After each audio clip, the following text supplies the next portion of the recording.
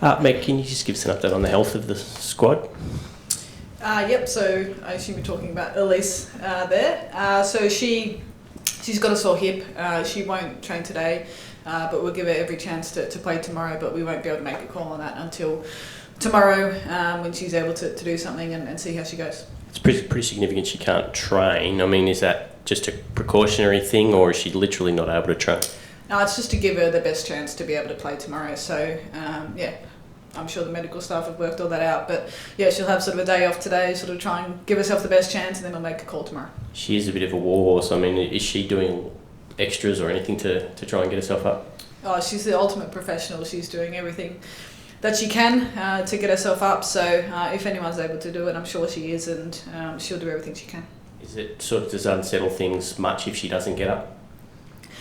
It would change the dynamic of the team, obviously, when you lose a world-class player like that. But, I said it at the start of the tournament that we had 15 players here who I felt could play a role at any point, and that hasn't changed. So if Elise is unable to play, we feel like we've got people who can come in and play a role and still do really well. Have you got a percentage chance on whether Elise plays? Not really, no. It's just a bit of a wait and see. So yeah, we won't know till tomorrow. That's just it. Are you confident at all?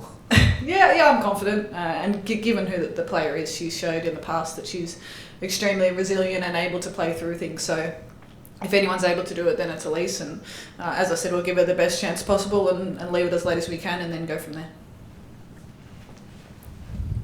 Just sticking with the health topic, how's Sophie doing? Yeah, she's going okay. She's again a little bit of a wait and see with her, so she'll be around training today. It is an optional session, so it's a bit of do what you want, so I'm not sure where she's at with that, but it's just a bit of a day-by-day thing with her. Unfortunately, it hasn't quite settled as quickly as we would have liked, but she's doing everything she can to be able to get back up for selection. Is it pretty unusual to have a corked thigh still be worrying someone for this long? I think so, yeah. Obviously when it happened, we thought it had settled down reasonably quickly, and heading into every training session and match we thought she'd be available, but just hasn't quite worked out as we or she would have liked. But again, she's doing everything she can with the medical staff to get herself fit and available. And did you guys sit down and watch the New Zealand-Bangladesh game yesterday? It looks like the pitch here's been playing a bit low and slow. We didn't. I saw bits and pieces of it. We sort of had a quiet day yesterday, which was nice to be able to recharge. We obviously saw the score, and I think we're on different wicket tomorrow, so that will play slightly differently to a used wicket, which is what they used the other day. So yeah, we've played a lot of cricket here over the past few weeks, and we know the conditions well, and we're just going to have to adjust really quickly to whatever comes our way. So yeah, we feel confident that no matter what it is, we can play well. It would have been a must-win game against New Zealand. How much does that fire you up more? I think in the past, when we've been in these sort of situations before, we've really come to the fore and played well, and New Zealand will want to win just as much as we do, and I feel like that does bring the best out of this group. So we're confident heading in. We know we're going to have to play extremely well and put out our best performance of the tournament so far, but I back our team in to do that, and hopefully we can get off to a good start and put them under some pressure and build from there. They survived quite a scare yesterday when Bangladesh put them under pressure. Have you paid much thought to how you might combat their bowlers? We've put a lot of thought into how we are going to play against them. We obviously know them extremely well. We played a lot with and against them. I'm not reading too much into what happened yesterday. I think there'll be an extremely tough competition for us tomorrow. It doesn't really matter what's happened before, it's about what happens out there tomorrow. So we're expecting the best of New Zealand, and we know we're going to have to put out our best performance to beat them. Is it nice to have those extra couple of days off? Do you think that will give you a bit of an advantage? The Kiwis only played yesterday.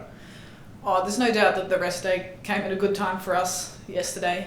We had a pretty busy schedule, which we knew heading in we would, and we sort of penciled in that day to take a bit of a break and reset, and we'll get back into it today. So the group's really refreshed, which is nice. We're all confident and pretty eager to get out there tomorrow. What did you and the girls make of the New Zealand talk that they've got nothing to lose, all the pressures on you guys considering it's the home World Cup? I'm not reading too much into that, to be honest. They want to win just as much as we do, and they're under the same amount of pressure as we are. It's a must-win game, and the winner goes through the semi-final. So that they can throw that out if they want to, but I don't think that's the case. I think every team's under the pump, and every team's got a lot to lose if they don't get the result they want. Would this have to be one of the biggest women's Greek games played ever in Australia? I guess it'd be certainly out there, and we're pretty glad that we're a part of it. I mean, we want to play big games, and to be able to play in front of our home friends and family and our fans, they're going to be here supporting us, and we're looking forward to that opportunity. We really want to embrace that, and I think, as I said in the past, we've played well in big games, and we're backing our experience and ability to adapt to the situation to get us over the line tomorrow.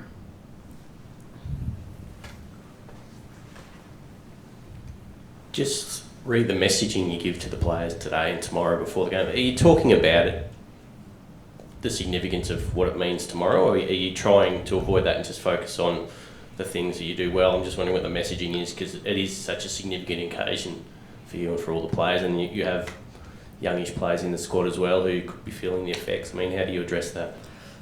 There's no escaping that it's a big game, and there will be a few nerves about, as there will be with the New Zealand team, and that's a really good thing. But the thing we've spoken about is just making sure we're reading the game early and sort of calming it down as quickly as we can and getting it into our control. So both teams are going to go pretty hard early. It's just about settling down and getting into the contest. The first few balls might feel like it's a little bit different, but when you actually settle into it, it's just cricket.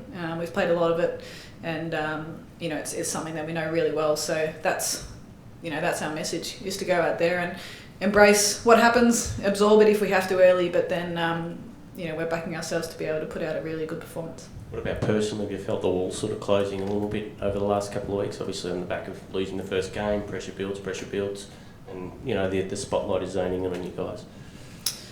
Oh, there's no doubt there's been a lot of talk and attention and things like that, which is nothing we didn't expect throughout this tournament. I guess being in the middle of it is different to thinking about it leading into it. So I think we had a really good couple of days between Sri Lanka and Bangladesh, and chatted through what's worked and what hadn't worked and what we could do a little bit better. And I've really sensed a real calmness about the group in the last few days, and a real want to just follow the process and actually just get into the game. And I feel like we're as well placed as we could be heading into this game. You need to beat the best teams to get through to the semi-finals, and New Zealand are a really good team. So we're ready for the challenge. It's just about putting it out there on the park tomorrow. Did going to the brink of elimination in Perth have, I suppose, help calm you guys down in terms of pressure and the nerves? I think England said something about that when they won in the Men's World Cup halfway through. They were close to elimination. Did that play a part in helping you guys find the calmness you talk about? Yeah, I think that win certainly was a bit of a turning point. We showed a bit of character there to get over the line when things weren't going as well as we would have liked, and sometimes that's what you've got to do, is just grind out a win and get a little bit of momentum going your way. And as I said, I think we've had a bit of a shift over the last few days in our approach and just focusing on what we can control and not worrying about anything else. So the first few games went really quickly, and there was a lot happening, but there's been a lot more of a calm sort of feeling about the last few days, and that's more us. That's how we want to operate, and as I said, we're ready to go for tomorrow. We've just got to make sure we nail it on the day. Have you enjoyed the extra spotlight, the extra pressure? It's been great. The crowds that we've played in front of have been as big as we've ever played. There's a lot of coverage and interest and people wanting us to do well, and that's what we've always asked for, I guess, and now it's here, and we're in the middle of it, which is great. We're coming into an extremely big game, and we want to be part of that. So it's taken a little bit of an adjustment period, I think, just getting used to it, but I think the group's really loved it and looking forward to what the next day or so can hold. And just on Elise, if she does miss, I mean, you lost Taylor at the start of the tournament, going without possibly your two fastest bowlers. I mean, does that change your game plan with the ball completely, where you may have to go to a more sort of pace-off type plan? It could do, yeah. Obviously, when you take your two fastest bowlers out, you're going to have to slightly change the way you go about it. But we feel like we do have those plan Bs and Cs in place, and players who can come in and play a role. So depending on what happens with her tomorrow, it will be a slightly different approach, I guess, but that's just due to the nature of the type of players that we've got. So I think you need to be able to do that in World Cups, you've got to be able to adapt and take things on that are thrown at you. And this is obviously not something that we wanted to happen, but we're just going to have to adjust, and I've got every confidence that we'll be able to do that.